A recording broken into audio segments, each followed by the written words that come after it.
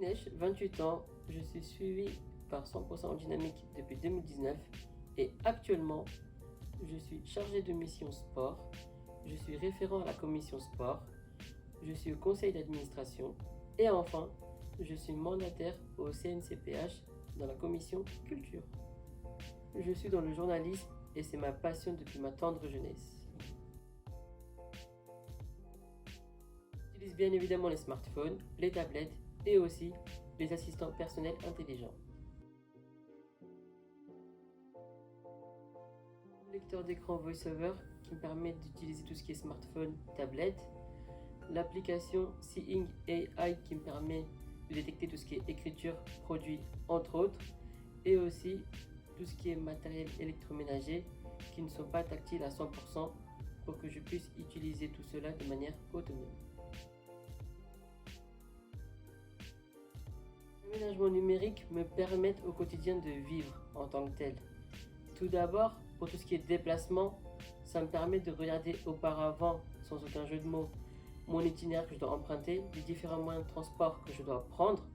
Ça me permet d'avoir une idée de ce que je dois faire. Donc ça, c'est très important. Ça me permet de visualiser dans la tête ce que je dois faire, comme je disais. Par ailleurs, il y a aussi tout ce qui est courses en ligne. Ça me permet d'être chez moi et de commander parce que je ne suis pas souvent à la maison. Donc c'est plus simple de faire de cette manière-là. Sur les applications, sur les sites internet qui sont accessibles, je peux me permettre de faire de cette technique-là. Sans oublier aussi mon métier, bien sûr, le journalisme. Si aujourd'hui je suis journaliste et je vis de ma passion comme je peux, c'est grâce à la nouvelle technologie, c'est sûr. La rédaction d'articles, les interviews audio, le contenu vidéo. Je peux faire tout ça grâce aux innovations. Sinon, je ne pourrais pas vivre de ma passion. Et ça serait dommage. Aujourd'hui, j'arrive à faire ce que je veux, ce que j'ai envie, rédiger des articles, écrire, faire des recherches, mener des enquêtes grâce à la nouvelle technologie. Donc ça, c'est super, bien évidemment. Et sans oublier, je vais terminer en disant que les gens en situation de handicap visuel et handicap plus globalement doivent s'intégrer dans la société.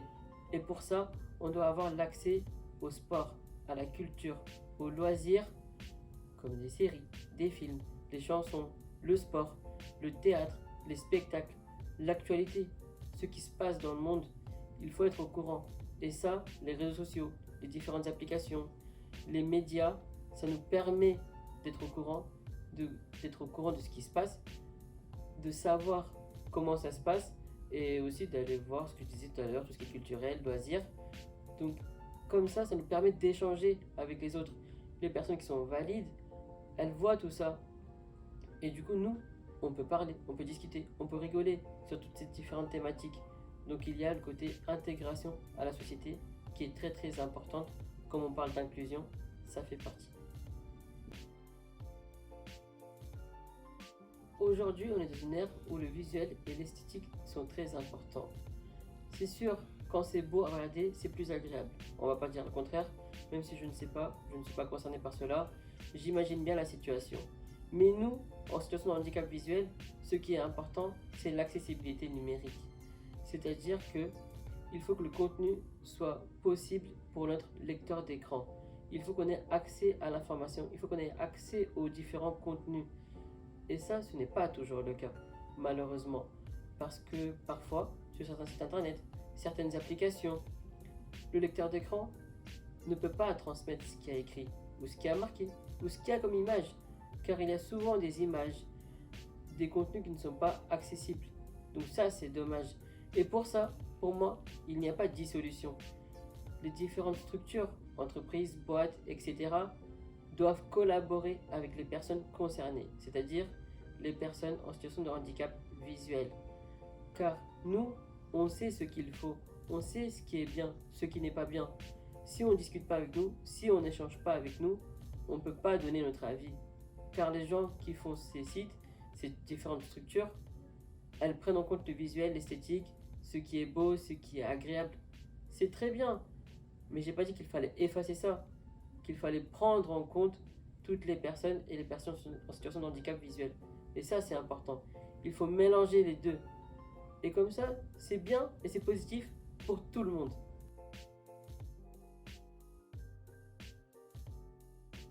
numérique a changé ma vie. On va être honnête, ça me permet de vivre, d'être autonome, d'être indépendant, de faire ce que j'ai envie de faire. On va pas dire que c'est le cas tout le temps, mais c'est très souvent ce qui m'arrive. Et ça, c'est très bien. Moi, je dis souvent que j'aurais pas pu vivre dans les années 1980. Et heureusement, aujourd'hui, je suis avec le numérique et c'est cool, c'est sympa, c'est sûr.